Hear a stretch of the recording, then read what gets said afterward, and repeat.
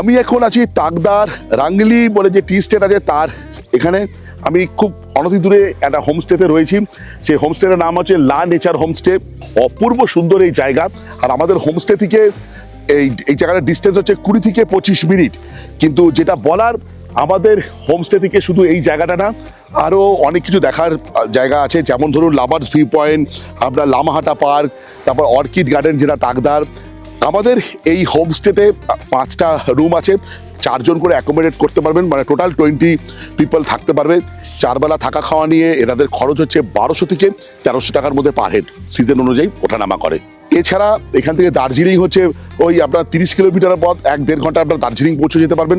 ফলে দার্জিলিংয়ের যেসব জায়গাগুলো দেখার সেটা আপনি এখানে থেকেও কিন্তু কভার করতে পারবেন। হোমস্টে লোকেশন সম্বন্ধে যদি বলতে হয়, দুর্দান্ত। একদিকে মাউন্টেন ভিউ, জঙ্গলের মধ্যে হোমস্টে।